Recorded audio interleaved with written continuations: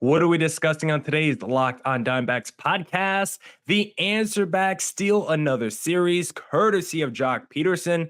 But I want to ask, is he the best free agent signing in the Mike Hazen era?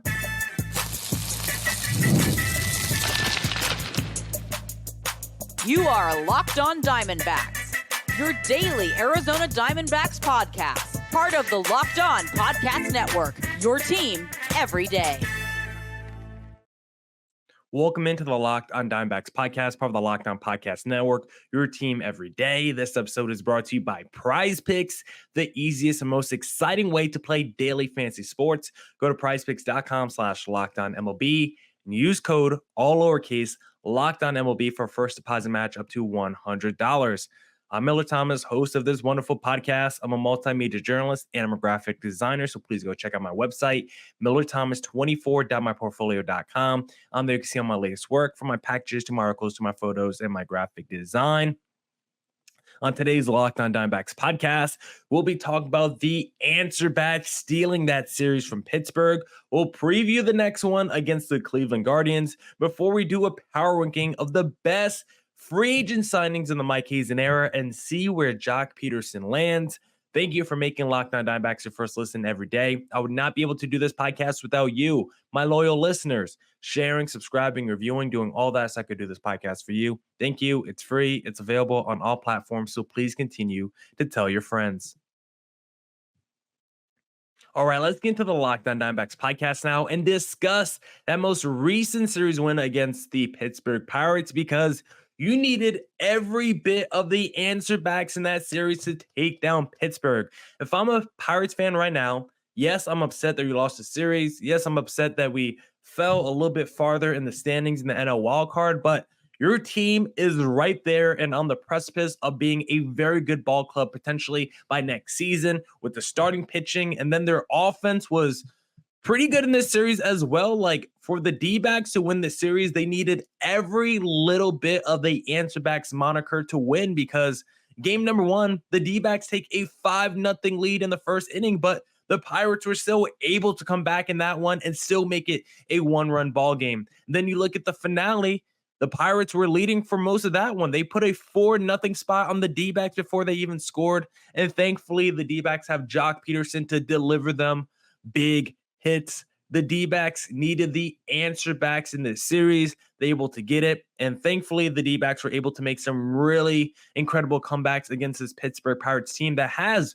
good pitching and some rising young talent. I still think they need some more help in their lineup, but Brian Reynolds, O'Neal Cruz, like a Rowdy Tellez, Brian De La Cruz, Andrew McCutchen, like they have something going in the top of their lineup. Maybe it's not star-studded, but they are building towards something, and I wouldn't be surprised by next season if the Pirates are a team to watch out for, mainly because their pitching is so good. Luis Ortiz wasn't that good in the first game. The D-backs really got to that starter for the Pirates. I think he only allowed like 2 or 3 home runs a whole season, and then he gave up 3 home runs against the D-backs in game number 1, but he was still having a good season prior to that start. Then Mitch Keller, of course, has been fantastic for Pittsburgh this season. The D-backs could not figure him out at all in game number 2.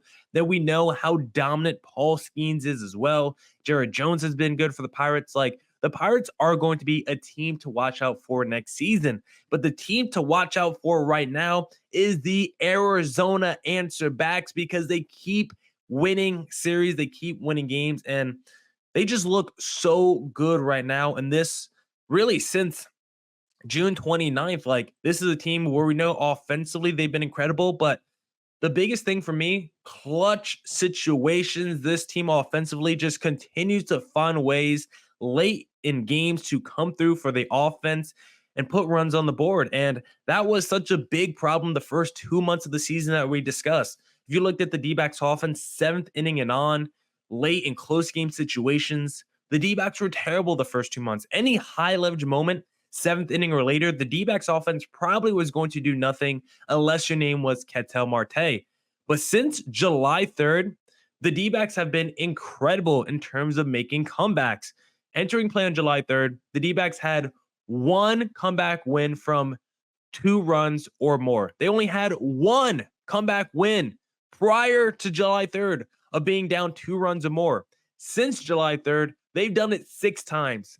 July 3rd against the Dodgers, they were down 3 runs, won that game. July 10th against the Braves, 2 runs, won. July 12th against the Blue Jays, 2 runs and 1. July 26th against the Pirates, 3 runs and 1. July 29th against the Nationals, 6 runs and of course 1. And then August 4th against the Pittsburgh Pirates, 4 runs. The D-backs have been incredible in terms of making comebacks. And right now, whenever I see the D-backs are down a few runs in a ball game, you go on FanDuel and you take the D-backs money line. When the D-backs were down 4-0 against the Pirates, if I was in New Jersey or in Arizona, I was in New York at the time. If I was in New Jersey or New York, I would have pounded the D-backs money line down 4 runs. And you guys should too, because right now, I don't care what the deficit is. I don't care what inning it is. If the D-backs are down 5 runs entering the 9th inning, like we've seen at times in the last month, you should still bet on the D-backs to win. Go pound FanDuel, and guess what? When they do pull off that comeback, you're going to win so much money. The D-backs now have won 6 straight series, and they haven't lost 10 straight series because one of those series was a split, of course, against the Braves. So the last 10 series, they haven't lost at all. Meanwhile, they've won 6 straight series. Like, this team is absolutely on fire. They've won 9 of their last 11 games. And you look at the lineup, guys like Joc Pederson, raking in the clutch. You can trust this guy in big game situations. He's been an incredible pickup by Mike Hazen this offseason. Nearly a 350 average and 1,200 OPS in high leverage moments for the D-backs this season. Over 1,000 OPS with runners in scoring position. Like, this guy lives and breathes for the biggest moments of a ball game, and he repeatedly comes through for the D-backs in the clutch. Can't wait for October to roll around because guess what? When we get to the postseason and Joc Pederson's hitting those big home runs, Joctober will be the hashtag we're all running with on social media. Ketel Marte, he continues to deliver in the 9th inning. I think he had a 9th inning home run in the first game of the series. And then in the finale, he also had a home run in the 9th inning as well. And that wasn't it. Ketel Marte in that first game, he had home runs in the first inning and in the 9th inning. And then the finale, he had a home run in the 9th inning. Ketel Marte this season has actually been incredible in the first inning and the 9th inning. Like, when you look at Ketel Marte's splits this season, like, those are by far the 2 best innings he dominates for the D-backs. And it makes sense because when you think about the D-backs being so elite in the first inning, right? Best team in Major League Baseball in terms of scoring first, scoring in that first inning. You can look at Ketel Marte as a major catalyst for why the D-backs are so good early in games, because this season, Marte has 8 home runs in the first inning, which is the most of any inning he's played in this season. He has more home runs in the first inning than any other inning, with a 348 average and 11-12 and 11-24 OPS. Like, incredible in the first inning. You know what his second best inning is? The 9th inning, because he has 7 home runs in the 9th inning, second most of any inning he's played in this season. He has the most RBIs in the 9th inning with 15, and then also batting .395 with a 1376 OPS. Ketel Marte crushes it innings 1 and innings 9. He's very good in the other innings as well, but he puts up video game numbers in those 2 innings. And then Corbin Carroll, he's finally starting to tap into some power, and we love to see that. The triples have been coming in bunches for Carroll now. He has 10 triples since May 18th, which is the most in Major League Baseball during that span. And in his last 9 games, 4 triples. The power is starting to come around for Corbin Carroll. We saw it in the month of July where he finished with over a 500 slugging. Overall, it's his hitting consistent. No, he's still not getting a lot of games where he's getting not enough multi-hit games for Corbin Carroll, but still, when he goes 1 for 4 with a walk and a triple, you still feel pretty good about that considering where he started earlier this season. And then I also think it's time to say, you know what, Jake McCarthy, you should be playing 80% of the time over Alek Thomas. I love Thomas. I want him to work out for the D-backs, but offensively, he just does not have it. Weak contact all the time. His 407 slugging is like, all right, but if we're being honest, Alek Thomas is a late game sub. Bring him in late games for defensive substitutions because he's elite at that. Or we know he comes through in the biggest moments of a ball game when it's late. 7th inning we're on, I'm fine putting Thomas in as a pinch hitter because I have a lot of faith of Thomas coming through in that situation. But prior to the 7th inning with runners in scoring position, I don't believe Thomas is ever going to do anything at the plate. Jake McCarthy has been so good for the D-backs over the last, 4 to 5 weeks. I think it's time he just plays more because when he's in the lineup, it just feels so much sexier, feels so much deeper. And that's why Jake McCarthy needs to be in the lineup more. We got a couple of clean outings from Paul Sewald this series. He's doing the Kevin Ginkel treatment, more lower leverage situations. Really like that from Torey Lovullo. The starter's not the best this series. The closer's still questionable, so the D-backs need to clean that up as they enter the next series. We need better starting pitching, and we need a better closer as well. Feels like those question marks are still up in the air. But again, overall, D-backs playing really good baseball right now. Hook it to the Pittsburgh Pirates by making comebacks and ripping their hearts out. We'd love to see that. Hopefully they could do it again as we preview the next series against the Cleveland Guardians in segment number 2. But hey, if you're looking to play daily fantasy sports, then I suggest Prize Picks because Prize Picks is America's #1 daily fantasy sports app with over 5 million active members. Prize Picks is the easiest and most exciting way to play daily fantasy sports. Unlike other apps on Prize Picks, it is you against the numbers. All you do is pick more or less on 2 to 6 player stats projections and watch the winnings roll in. Get in on the daily action with your friends and become part of the Prize Picks community today. You can now win up to 100 times your money on Prize Picks with as little as 4 correct picks. You can turn $10 into $1,000. Prize Picks is available in more than 30 states across the country, including California, Texas, and Georgia. Download the Prize Picks app today and use code LOCKEDONMLB for a first deposit match up to $100. That's code LOCKEDONMLB for code LOCKEDONMLB on Prize Picks for a deposit match up to $100. Prize Picks, pick more, pick less. It's that easy. All right. Let's get back into the Locked On Diamondbacks podcast. Let's preview the next series against the Cleveland Guardians and kind of talk about the next 2 series because the D-back schedule is about to get a little bit tougher. You go against the Cleveland Guardians next, which maybe on the forefront doesn't sound too tough. If you don't know, if you're just an NL watcher, if you're a casual fan when it comes to the American League, you might not realize the Cleveland Guardians are tied for the most wins in Major League Baseball with the Yankees and the Baltimore Orioles. The Cleveland Guardians have been phenomenal this season, plus 85 run differential. They have been elite at home, and that's where the D-backs are going to be going on the road. The Guardians are 35-17 at home this season. That's where they're really, really strong. And so for the D-backs, they're going to have to play some really good baseball as they go on the road. And they're going to need to potentially win this series against Cleveland because right after Cleveland, you have a very tough series against the Philadelphia Phillies right after that, 4-game set. So these next 7 games for the D-backs, very, very tough. And you're going to have to continue to play your very best baseball if you're Arizona. You cannot take your foot off the gas. As we see with the standings, with every loss can drop you further down in the wild card race. Currently, the D-backs have a 1.5 lead on the New York Mets, so you feel pretty good about that. But with the next 7 games being against some of the toughest opponents in Major League Baseball, the D-backs are going to have to continue playing at a super high level to not allow any of those other teams in the NL wildcard race to creep back in. The D-backs have already won a series against the AL Central Royals recently, so let's see if they could do it again against the Cleveland Guardians. Now, when looking at the Guardians and breaking them down by the numbers, one thing I will say is their offense, not very elite. Their offense is very good.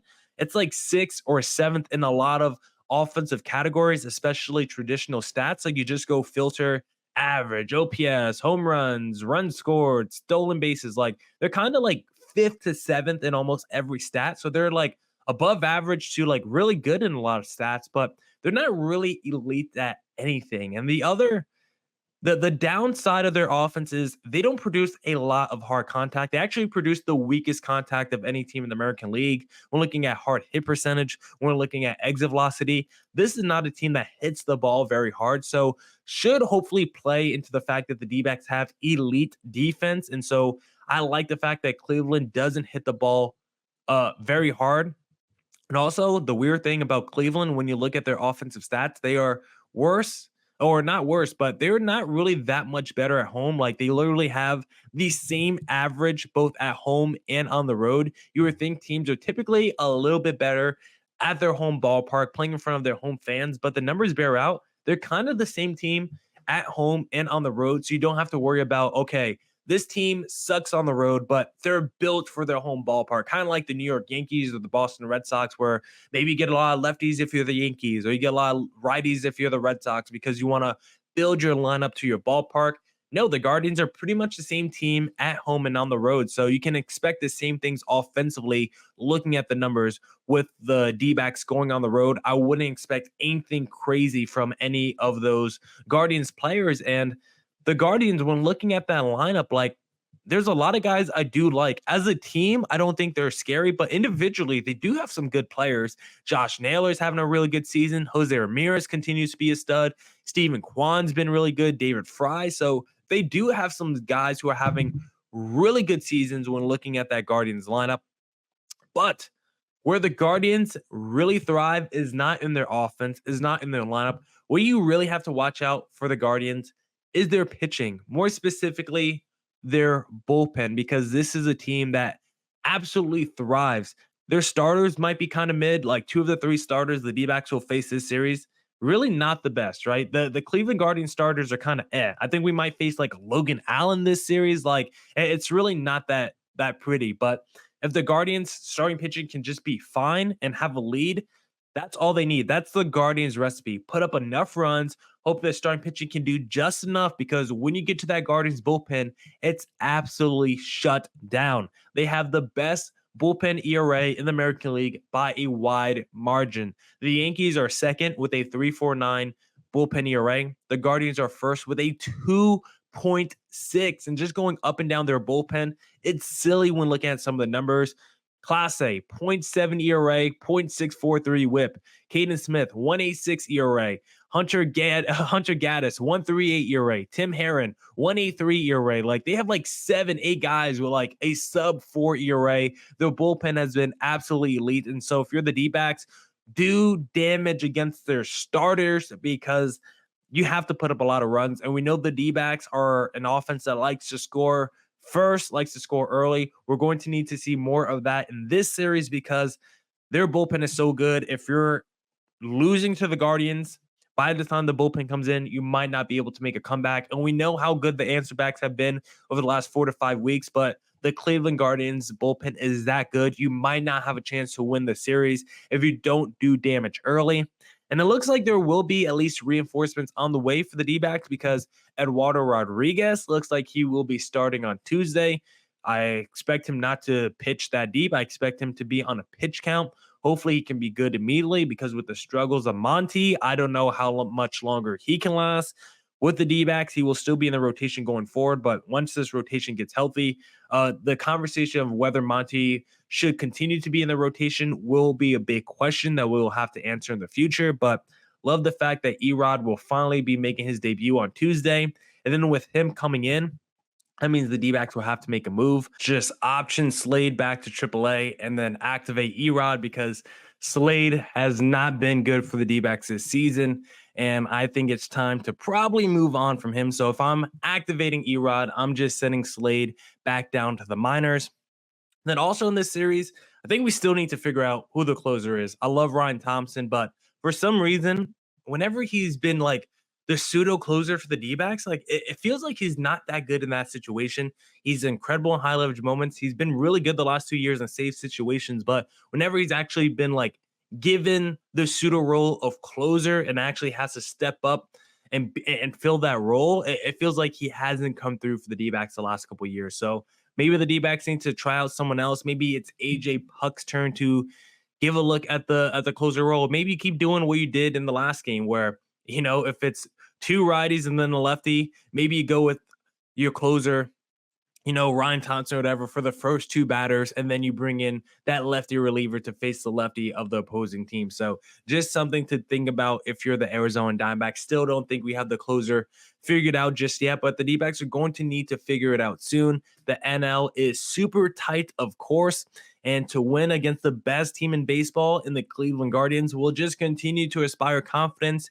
And then after that, you got the Philadelphia Phillies. So the next 7 games, another just great stretch for the D-backs to challenge themselves. And again, if you come out that 7-game stretch with a winning record of 4-3 or 5-2, like, yeah, that's going to send ripples around the baseball world. Like, yeah, this D-backs team is elite and actually alive in the second half of the season. The team they saw in the first 2 months, like, just wipe away any memory you had of that team. The team that we're seeing is way different offensively, pitching. Go beat the Cleveland Guardians, go beat the Philadelphia Phillies, and then you will be putting the baseball world on notice if you haven't done it already. Now I want to talk about, in segment number 3, is Joc Pederson the best free agent signing in the Mike Hazen era? When you're taking in America's pastime, don't forget to hydrate with Liquid IV's Popsicle Firecracker flavor, a surefire summer hit. Get hydrated with electrolytes, essential vitamins, and clinically tested nutrients from the #1 powdered hydration brand in America, because baseball and summer go together like Liquid IV and indulgent hydration. Tear, pour, live more. 1 stick plus 16 ounces of water hydrates better than water alone. Powered by LIV Hydra Science, an optimized ratio of electrolytes, essential vitamins, and clinically tested nutrients that turn ordinary water into extraordinary hydration. 3 times the electrolytes of the leading sports drink, 8 essential vitamins and nutrients, always non-GMO, vegan, gluten-free, dairy-free, and soy-free. No more thirsty summers when you indulge in hydration with Liquid IV. Get 20% off your first order of Liquid IV when you go to liquidiv.com and use code MLB at checkout. That's 20% off your first order when you shop Better Hydration today using promo code MLB at liquidiv.com. All right. Let's get back to the Locked On Diamondbacks podcast. I want to ask you guys, is Joc Pederson the best free agent signing during the Mike Hazen era? I think there's been a lot of discussion about Joc Pederson being the best free agent signing this past offseason, and I think that's definitely 100% true.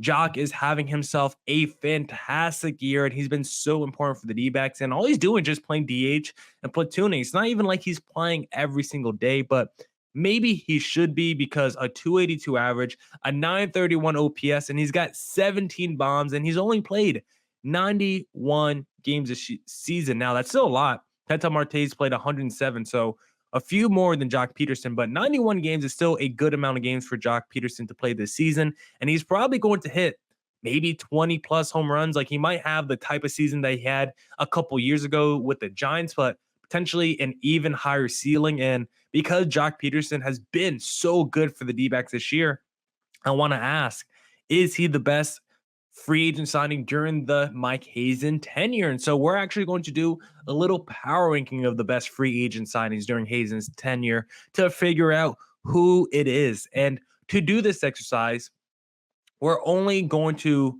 keep it to guys that were signed in the offseason. That's it. We're not going to do waiver wire pickups like a Christian Walker or Ryan Thompson. Those guys don't count. And we're also not counting guys like Lourdes Gurriel, who was a free agent signing, but we already had him in the building for a year. We basically just re-signed him. We already knew what he looked like in a D-backs uniform. I want to talk about the guys that we signed in the offseason that had never played for Arizona before. These are the best free agent signings during Mike Hazen's tenure. Another reason I want to do this is because the pool of great free agent signings by Hazen, when you start going through this list, not that deep. Hazen honestly mostly built this team through the draft and trades, and also like those waiver wire pickups, but he hasn't really done it through free agency. And obviously this was his best free agent class, and it was because D-backs came off the World Series appearance, so we had extra money to spend. So as long as the D-backs are good, they should continue to spend their money wisely on good players. That's what Hazen did this past offseason. But let's now look at Mike Hazen's tenure and figure out who the best free agent signings are during Mike Hazen's tenure. And so we'll start at the bottom and work our way to the top. I want to give you guys first a couple honorable mentions in a Wilmer Flores and a Randall Grichuk. Flores was very good for the D-backs a few years ago prior to going to the Giants. The only issue is he only played like half a season, 89 games. D-backs didn't bring him back, but he was very useful. He had like an 800 plus OPS, like overall a very good impact bat and defender. Then the other honorable mention I want to mention is a Randall Grichuk, whose playing time has been sparingly this season. I think he would be better if he got more playing time, more consistent playing time. The issue is Joc Pederson is the reason why he can't play so much at DH. Then the D-backs are also loaded in the outfield, but I also wouldn't be upset. The D-backs optioned like an Alek Thomas to AAA and then brought up like another infielder and let Randall Grichuk play more, because I think Grichuk too is probably better than Alek Thomas at this point when you think about his offensive capabilities. So those are my two honorable mentions, Grichuk from this year and then Wilmer Flores from a few years ago.